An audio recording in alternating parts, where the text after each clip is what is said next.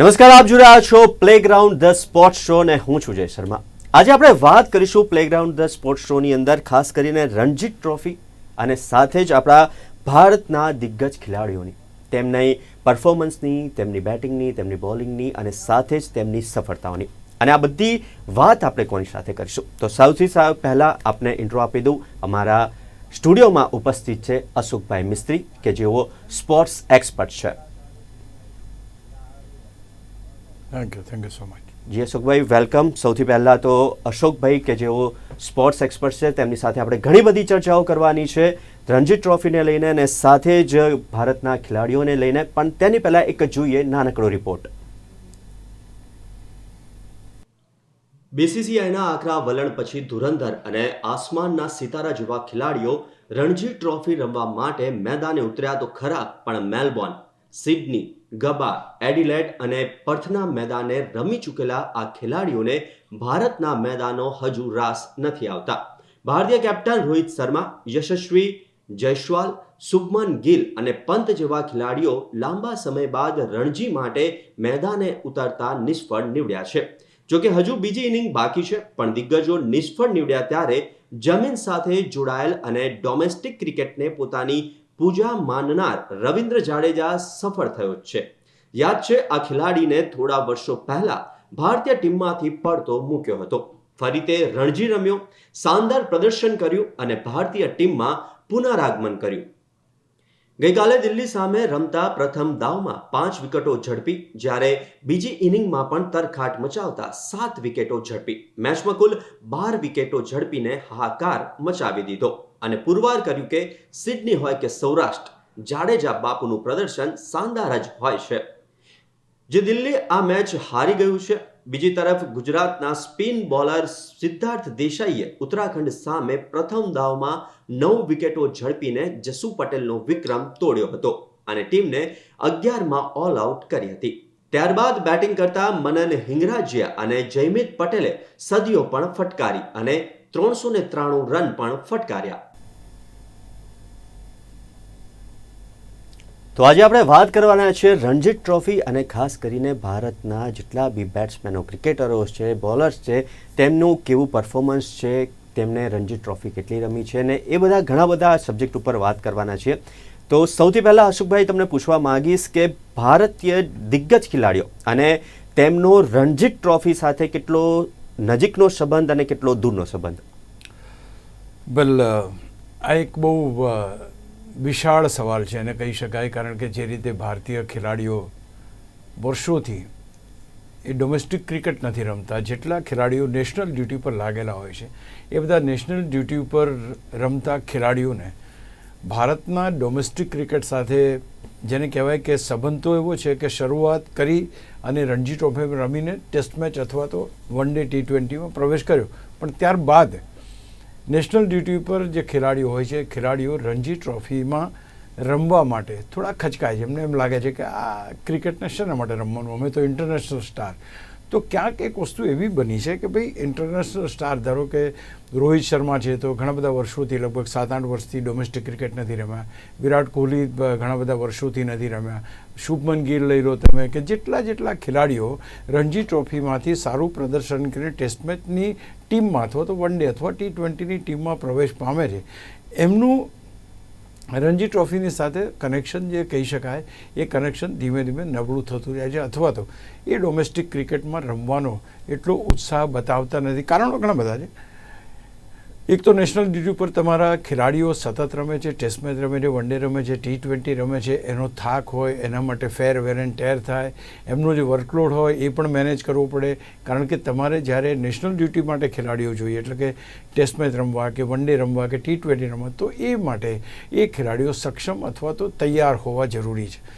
સક્ષમ as a batsman સક્ષમ હોય, પણ તૈયારી સાથેના સક્ષમ, એ એની અંદર બહુ મોટો એ થાય છે. એટલે ક્યાંક ને ક્યાંક એમ થાય કે ભાઈ એક ખેલાડી T20 રમે છે, ફરી બીજી વારે વન ડે રમે છે, ત્રીજી વારે ટેસ્ટ મેચ રમે છે અને ત્યાર પછી રણજી ટ્રોફી રમવાનું. તો કોઈ 20 ઓવરનું ફોર્મેટ છે, કોઈ 50 ઓવરનું ફોર્મેટ છે, કોઈ 5 દિવસનું ફોર્મેટ છે અને રણજી ટ્રોફી 4 દિવસનું ફોર્મેટ છે. તો આમ વિવિધ ફોર્મેટ્સની અંદર એ લોકોને રમવાનું આવે. અહીંયા જ્યારે બહાર રમવાનું હોય એટલે કે તમે ઇન્ટરનેશનલ તમારું પ્રદર્શન કેવું છે એ તમે જુઓ અને ત્યાર પછી તમે ડોમેસ્ટિક ક્રિકેટને ઘણીવાર ઇગ્નોર કરો. આ શક્યતા બહુ છે. અને આ વખતે શા માટે આટલી ચર્ચા છે? કારણ કે ઘણીવાર કહ્યું છે કે ભાઈ નેશનલ ડ્યુટી પર ના હોય ત્યારે તમારે ડોમેસ્ટિક ક્રિકેટ રમવાનું હોય છે, પણ ભારતીય ક્રિકેટરો, આ દિગ્ગજો, સિનિયર્સ ખેલાડીઓ છે, રોહિત શર્મા છે, વિરાટ કોહલી છે, આ બધા દિગ્ગજો એને ઇગ્નોર કરતા હોય અથવા તો ક્યાંક કોઈકને કોઈક રીતે એને ટાળતા હોય. આ વખતે જે રીતે ન્યૂઝીલેન્ડની સામે ભારતમાં હાર્યું અને ત્યાર પછી ન્યૂઝીલેન્ડ સામે હાર્યા બાદ ઓસ્ટ્રેલિયાના પ્રવાસે જઈને ઓસ્ટ્રેલિયા સામે ઓસ્ટ્રેલિયામાં હાર્યું, ત્યારે લોકોના ભવા ઊંચા થયા કે ક્યાંક ને ક્યાંક શા માટે આટલી નિષ્ફળતા ભારતીય ક્રિકેટ ટીમને મળે છે, કે જે ટીમ હમણાં એટલે કે લાસ્ટ યર એ વન ડેના વર્લ્ડ કપની અંદર ફાઇનલિસ્ટ હતી, T20નો વર્લ્ડ કપ હમણાં જીતી છે, તો ટેસ્ટ ક્રિકેટમાં એવું શું થઈ ગયું કે આ ટીમ નિષ્ફળ જાય છે? BCCIને પણ એમ લાગ્યું કે કારણ કે એ લોકો ડોમેસ્ટિક ક્રિકેટ રમતા નથી અથવા તો જમીન સાથે જોડાયેલા નથી એટલે એમનો પરફોર્મન્સ એટલું સારું એ લોકો કરી શકતા નથી. અને that is the reason BCCI made it clear કે ભાઈ તમે નેશનલ ડ્યુટી પર ના હોય ત્યારે ડોમેસ્ટિક ક્રિકેટ તો રમવું પડશે. ગૌતમ ગંભીર કોચ તરીકે આવ્યા ત્યાર પછી એણે પણ કહ્યું કે મારે બધા ખેલાડીઓ પ્રેક્ટિસમાં આવા પ્રેક્ટિસ સેશન એટેન્ડ કરવા જોઈએ, ટ્રાવેલિંગ એક સાથે કરવા જોઈએ, આ બધી વસ્તુ પર એણે પણ ભાર મૂક્યો. ત્યાર પછી એક ગાઈડલાઇન પણ બહાર પડી. એટલે આ બધા ખેલાડીઓનો સંબંધ તો એનાથી જ છે, કારણ કે જે પગથિયા ચડીને તમે અહીં સુધી પહોંચ્યા છો એ પગથિયાને તમે ભૂલી જાઓ તો નીચે પડવાની વાત આવે. તો ક્યાંક ને ક્યાંક ડોમેસ્ટિક ક્રિકેટમાં રમવાનું ટાળતા ખેલાડીઓ માટે BCCI આ વખતે લાલબત્તી ધરી અને એ લાલબત્તી ધરવાને કારણે આ બધા ખેલાડીઓ રમ્યા. મને રમે છે ખરા, પણ આજે જે પ્રદર્શન જોવા મળ્યું, રોહિત શર્માની વાત લઈ લો, યશસ્વી જયસ્વાલની વાત લઈ લો, રિષભ પંતની વાત લઈ લો, શુભમન ગિલની વાત લઈ લો, આ તમામ સ્ટાર ખેલાડીઓ, તમામ ઇન્ટરનેશનલ ખેલાડીઓ રણજી ટ્રોફીની પહેલી ઇનિંગમાં ફેલ ગયા. ઇવન રોહિત શર્મા તો બીજી ઇનિંગમાં પણ ફેલ ગયા, યશસ્વી જયસ્વાલ પણ બીજી ઇનિંગમાં પણ ફેલ ગયા. તો ક્યાંક આ પ્રકારનું જે ક્રિકેટ અત્યારે જોવા મળી રહ્યું છે એમાં ક્યાંક જબરજસ્ત સુધારા માટેની જરૂર છે. અને એટલા માટે આ રણજી ટ્રોફીના પગથિયા ફરી ચડીને એ રમીને પોતાની કાબિલિયત પુરવાર કરીને પોતાની ક્ષમતા મેળવીને ફરી ટીમમાં આવે એ પ્રકારનો એક આગ્રહ કરવામાં આવ્યો છે. જી, અશોકભાઈએ જે પ્રમાણે કીધું કે રણજી ટ્રોફી જે પહેલું સ્ટેપ કહેવાય આમ તો અશોકભાઈ, કે ત્યાંથી જ બધા એક 1 by 1 સ્ટેપ થતા હોય છે, ત્યારે રણજી ટ્રોફીની અંદર આ પ્રમાણેનું પ્રદર્શન જોવા મળ્યું અને તેને લઈને પણ જે તમે કીધું કે ખાસ એની ઉપર ફોકસ કરવા જેવું છે. બીજું એક અશોકભાઈ કે BCCIએ હાલ આપેલી એક ગાઈડલાઇન છે, એક ગાઈડલાઇન જારી કરી છે અને આ ખેલાડીઓ માટે બોજો તો નથી બની ગઈને, એક એવું પણ લાગી રહ્યું છે. અને બીજું કે શું આકરું વલણ ખેલાડીઓ માટે ફાયદારૂપ રહેશે? See, there are two things in life, જ્યારે પણ તમે કડક હાથે કામ લો તો એ પણ એટલી બધી સફળતા નથી આપતું કે તમે એકદમ લિનિયર, એકદમ સોફ્ટ રહો તો પણ તમને સારા પરિણામો મળતા નથી. BCCIને એમ લાગ્યું કે જો ભારતીય ટીમ ભારતની અંદર એટલે કે ન્યૂઝીલેન્ડ સામે 3 ટેસ્ટ મેચ હારી જાય અને એ પરિસ્થિતિ જો સર્જાય તો ક્યાંક ને ક્યાંક ભારત માટે એક ગંભીર સ્થિતિ છે. કારણ કે T20માં ભારત નંબર 1 છે, વન ડેમાં ભારત નંબર 1 છે, ઇવન ટેસ્ટ મેચમાં ભારત થોડા વખત પહેલાં નંબર 1 હતું. નોટ ઓનલી દેટ, અત્યાર સુધીના વર્લ્ડ ટેસ્ટ ચેમ્પિયનશિપના તમામ ફાઇનલ્સ ભારત રમ્યું છે. એટલે તમે વિચાર કરો કે નંબર 1, નંબર 2ની ટીમ છે આ, અને એ ટીમ ક્યાંક ને ક્યાંક આટલી સતત હારવા માંડે એટલા માટે ક્યાંક ચિંતાનો વિષય લાગ્યો. બીજું, આ દિગ્ગજ ખેલાડીઓ તો રમે છે, ત્યારે કાલે દિગ્ગજ ખેલાડીઓ નહીં હોય તો ત્યાર પછી નવી હરોળના ખેલાડીઓને તૈયાર કરવા માટે આ બંને ખેલાડીઓનું રમવું અને એની સાથે ઓતપ્રોત થવું એ ખૂબ જરૂરી છે. એટલે મિક્સિંગ થવું, કારણ કે આજે તમે કોઈ પણ નવા ખેલાડીને લાવો છો તો એ ખેલાડી જૂના જે ખેલાડીઓ છે એમની પાસેથી કંઈક શીખે, એમની પાસેથી કેવી રીતના રનિંગ બિટવીન કરવી, કઈ રીતના રમવું, કયા બોલરને કેવી રીતે જજ કરવો, કયા બોલ છોડવા, કયા બોલ એ કરવા. I think there is lot of guidance કે આ લોકો ઇમ્પાર્ટ કરી શકે. એટલે એમને જ્યારે કહેવામાં આવે કે ના તમારે ફરજિયાત રમવાનું છે તો એ થોડો અણગમો તો ચોક્કસ લાગે. કોઈ કે મારે ઘરનું કામ છે, આ છે, તે છે, બહાના પણ આવે. પણ કારણ કે વલણ વધારે સખત હતું એટલે BCCIએ કહ્યું કે નથિંગ ડુઈંગ, તમારે રમવું તો પડશે જ when you are not on national duty.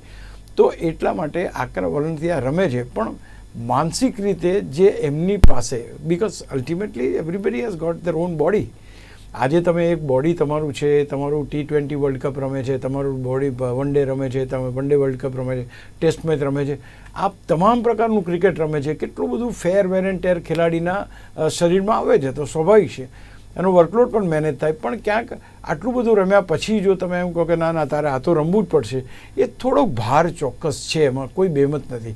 અત્યારે જે આપણે નબળું પ્રદર્શન જોઈ રહ્યા છીએ એ કદાચ એક ભાર અથવા તો એ થાકની સાથે સંકળાયેલો ભાર જોવા મળી રહ્યો છે.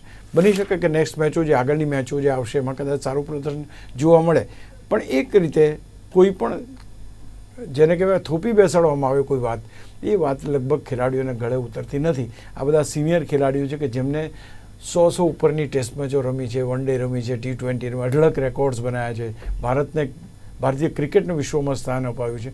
તો થોડો ઘણો એ તમે કીધું એ વાત બી બરાબર છે, થોડો બોજો ચોક્કસ લાગે, પણ ક્યાંક એ લોકોની પાસે પરફોર્મન્સની પણ અપેક્ષા રાખવી એ BCCI માટે યોગ્ય છે. કારણ કે અલ્ટિમેટલી તો જો તમે રમશો તો જ તમે જીતશો, અને જીતવું એના માટે પ્રેક્ટિસ જરૂરી છે. પ્રેક્ટિસ ગમે ત્યાંની હોય, એ તમે અહીંના મેદાન ઉપર કરો કે પછી પર્થ ઉપર કરો કે મેલબોર્ન પર કરો, પ્રેક્ટિસ તો તમારે કરવી જ પડશે. જી ચોક્કસથી અશોકભાઈ, પ્રેક્ટિસ તો ચોક્કસથી કરવી જ પડશે.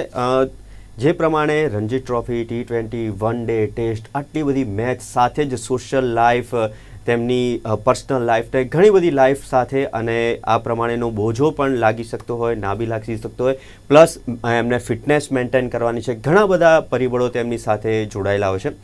હવે વાત કરીએ ખાસ કરીને રણજી ટ્રોફીની, તો આ વખતે રોહિત શર્મા, શુભમન ગિલ, રિષભ પંત અને યશસ્વી જયસ્વાલ, આ તમામ ખેલાડીઓ રણજી ટ્રોફીની જે મેચનો પ્રથમ દાવ હતો તેમાં નિષ્ફળ નીવડ્યા છે.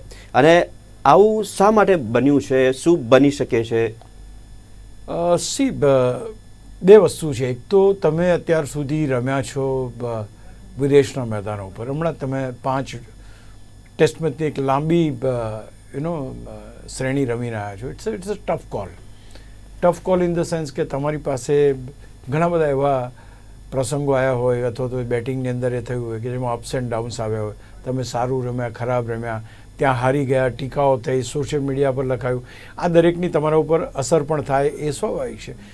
અને સડનલી ત્યાંથી આવ્યા પછી તમને ડોમેસ્ટિક ક્રિકેટ રમવાનું કયું હોય, વાતાવરણ બદલાયું છે, પરિસ્થિતિઓ બદલાઈ છે, મેદાનો બદલાયા છે, બોલર્સ બદલાયા છે, બોલની જે બોલ છે એ બદલાયા છે. તો there are plenty of things happen during this tenure of say around એક મહિનાના ગાળામાં ઘણું બધું બદલાયું છે. એટલે અહીંના બોલરો સામે રમવું, અહીંની પીચો ઉપર રમવું, અહીંનો ઉછાળ અલગ હોય, અહીંની પેસ અલગ હોય, અહીંનું વાતાવરણ અલગ હોય, એનું ડ્યુ ફેક્ટર અલગ હોય. તો આ તમામ વસ્તુનું એક રમત ઉપર અસર થતી હોય. તમે એ પરિસ્થિતિમાંથી સીધી આ પરિસ્થિતિમાં આવે છે, એટલે શરૂઆતના તબક્કામાં તમને થોડાક દિવસ અથવા તો થોડોક વખત એમ લાગે કે હા વી આર નોટ કમ્ફર્ટેબલ. પણ હું માનું છું કે આ જે બધા ખેલાડીઓના તમે નામ દીધા, they got a terrific records in domestic cricket also. Domestic ક્રિકેટમાં પણ બધા ખેલાડીઓએ કોઈ 20 સદી મારી છે, કોઈ 19 સદી મારી, કોઈ 15 મારી છે. તો ઇટ્સ નોટ દેટ કે એ લોકો નથી રમતા અથવા તો નથી એ કર્યું, but they are finding it difficult કે આ ત્યાંનો પેસ અને અહીંનો પેસ, ત્યાંની સ્થિતિઓ અને અહીંની સ્થિતિઓમાં જો સમન્વય સાધવાની જે વાત હોય તો એ ક્યાંક ને ક્યાંક પૂરી થતી નથી. એટલે હું માનું છું કે આ એક કારણ હોઈ શકે.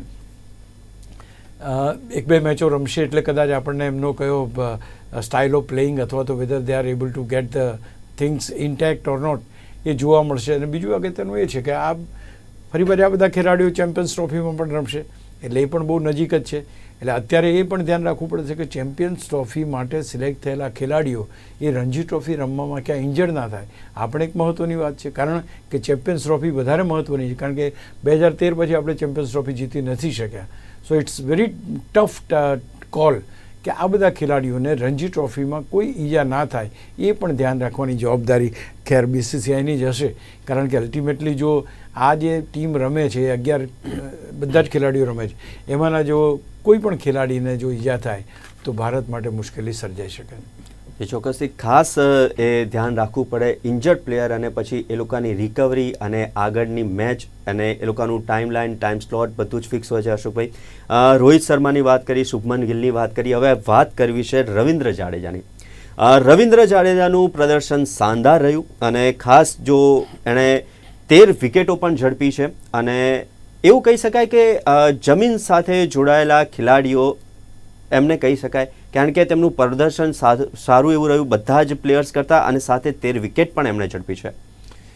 શ્રી રવિન્દ્ર જાડેજા એક એવો ક્રિકેટર છે કે જે ક્રિકેટર માટીમાંથી આવ્યો છે એમ કહીએ તો ચાલે.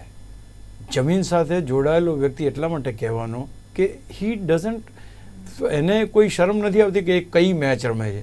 એ ઇન્ટરનેશનલ મેચ રમતો હોય તો પણ એટલો જ દમદાર ખેલાડી છે. એની ફિલ્ડિંગ એટલી જોરદાર છે, એની બેટિંગ એટલી જોરદાર છે, એની બોલિંગ એટલી જોરદાર છે.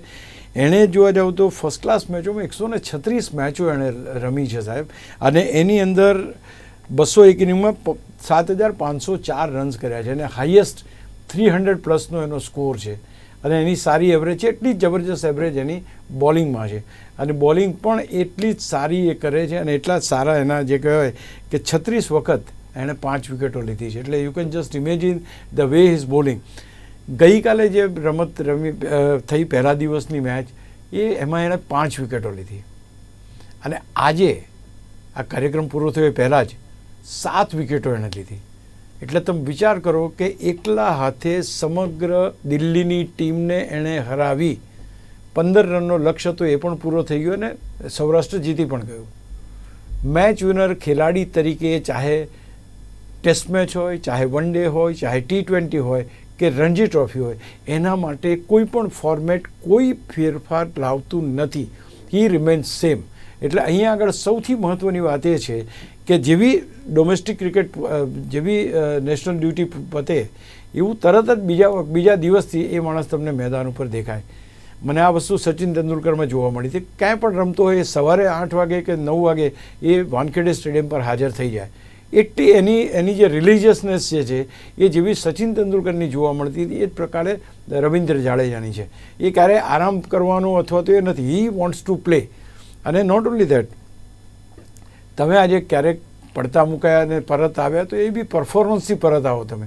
અને એટલા માટે બહુ જરૂરી છે કે તમે ઇન્ટરનેશનલ ફલક ઉપર જો તમારે ટકવું હોય તો તમે નેશનલ લેવલનું ક્રિકેટ રમવું જોઈએ. કારણ કે જીતવાની જે ટેવ પડે છે, વિકેટો લેવાની ટેવ પડે છે, રન બનાવવાની ટેવ પડે છે, એ બધી ટેવ રણજી ટ્રોફીમાં પડે છે. એને તમે કલ્ટિવેટ કરીને નેશનલ અને ઇન્ટરનેશનલ લેવલે લઈ જાઓ છો. It is very important. અને એટલા માટે જ રવિન્દ્ર જાડેજાની સફળતા પાછળ એક જ વસ્તુ કહી શકાય કે જમીનથી જોડેલું. એને એમનામ રમવું કે હી ડઝન્ટ ફીલ કે હું બહુ મોટો સ્ટાર ખેલાડી છું. He is a player. આ એક બહુ વસ્તુ મહત્ત્વની છે કે તમે શું સમજો છો. ક્રિકેટથી તમે બન્યા છો, તમારાથી ક્રિકેટ નથી. એ ક્યાંક આ ખેલાડી બહુ સારી રીતે સમજે છે, અને દેટ ઇઝ ધ રીઝન કે રવિન્દ્ર જાડેજાનું પરફોર્મન્સ તમે જુઓ, એ બેટિંગ હોય, બોલિંગ હોય, ફિલ્ડિંગ હોય, કેપ્ટનશીપ હોય, everywhere he is going great. કારણ કે એને ખબર છે કે એને જો ટીમમાં ટકવું હશે તો એને પરફોર્મ કરવું પડશે. પરફોર્મ કરવું હશે તો ડોમેસ્ટિક ક્રિકેટ રમવું પડશે, અને ડોમેસ્ટિક ક્રિકેટ રમીને જો સારા પરિણામો લાવી શકશે તો એ નેશનલ ટીમમાં પણ સારું પ્રદર્શન કરશે. અને એટલા માટે દુનિયા એમનાથી ડરે છે, એની ફિલ્ડિંગથી ડરે છે કે એની પાસે કેચ જાય તો કેચ થઈ જાય, એની પાસે બોલ જાય તો કોઈ ખેલાડી દુનિયાનો રન નથી લેતો, just because he is a man of the ground.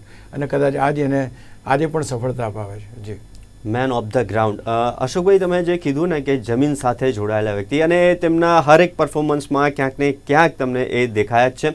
આપણે રવિન્દ્ર જાડેજાની વાત કરીએ તો એની સાથે બીજું એક નામ પણ ખાસ ચર્ચાનો વિષય છે, એ છે સિદ્ધાર્થ દેસાઈ. કેમ કે સિદ્ધાર્થે હમણાં જ ઉત્તરાખંડ સામેની જે મેચ થઈ હતી તેમાં 9 વિકેટો લીધી છે. શું કહી આપના મંતવ્ય જણાવશો સિદ્ધાર્થના પ્રદર્શન પર? આ એક યુવા ખેલાડી છે, અને જ્યારે તમે રણજી ટ્રોફીની મેચમાં 9 વિકેટો લો, it's a very big thing. એ છેલ્લી વિકેટ પણ એને મળત, પણ એ જયસ્વાલે બોલિંગ નાખીને વિકેટ એને ગઈ.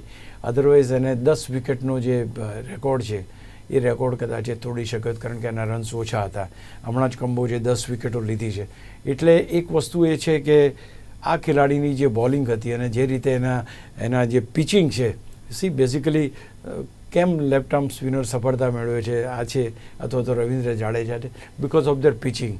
એમની કઈ સ્પિન કેવી રીતના નાખવી, કયા બોલરને, કયા બેટર્સને કેવી રીતે મૂંઝવવા. આઈ થિંક સિદ્ધાર્થની બોલિંગમાં પણ એ જોવા મળ્યું કે એક કમિટમેન્ટ હતું કે મારે કોઈ પણ રીતે સારી બોલિંગ કરવી છે, અને that is how we has done it. 9 વિકેટો લીધી, એક વિકેટ નો ડાઉટ ચૂકી ગયા. મને યાદ છે એક દિગ્ગજ ખેલાડી જસુ પટેલ, જેમણે 8 વિકેટો લીધી હતી, એમનો રેકોર્ડ પણ એણે તોડ્યો. પણ ક્યાંક 10 વિકેટનો રેકોર્ડ ના થયો આપણે એનું બેડલક કહેવું પડે. તમારી પાસે ઊંચા ગજાનું ક્રિકેટ રમવા માટે તમારે મળતી ઓપોર્ચ્યુનિટીઝને એન્કેશ કરવી પડે. જો તમે એ એન્કેશ કરી શકો તો મોટા લેવલનું ક્રિકેટ રમાય. આજે તમે રણજી ટ્રોફી ખેલાડી છો, તમારી પાસે એબિલિટી છે, પણ એ સાથે સાથે તમને એક તમન્ના હોય કે હું ક્યારેય નેશનલ ક્રિકેટ એટલે કે ટેસ્ટ મેચ રમું કે વન ડે રમું, એ ચોક્કસ બેક ઓફ ધ માઇન્ડ હોય. એટલે હું માનું છું કે જે તક મળે એ તકને ઝડપી લેવી અને સારું પ્રદર્શન કરતા રહેવું. I think that is only the key to go reach to that આટલા બધા કરોડો માણસ છે, એમાંથી માત્ર આપણે 11 ખેલાડીઓ ટેસ્ટ મેચ રમે છે, 11 ખેલાડીઓ વન ડે રમે છે, 11 ખેલાડીઓ T20 રમે છે. કેટલા બધા ખેલાડીઓ તમે પ્રોડ્યુસ કરો છો, પણ એમને તક ક્યાં મળવાની? તો માનું છું કે સિદ્ધાર્થનું આ પ્રદર્શન એ એક્સ્ટ્રા ઓર્ડિનરી પ્રદર્શન છે અને એના કારણે he is able to catch the eyes of the selectors. તમે સિલેક્ટરની આંખમાં ત્યારે જ આવો. 50 રન કરો તો કોઈ ના ગણે, 100 રન કરો તો કોઈ ના ગણે. તમે 200 રન માર્યા, તમે 10 વિકેટ લીધી, તમે 9 વિકેટ લીધી, તમે 13 વિકેટો લીધી, then you are being discuss કે ભાઈ આ છોકરાએ આને કેવો બોલર છે, કઈ રીતના છે.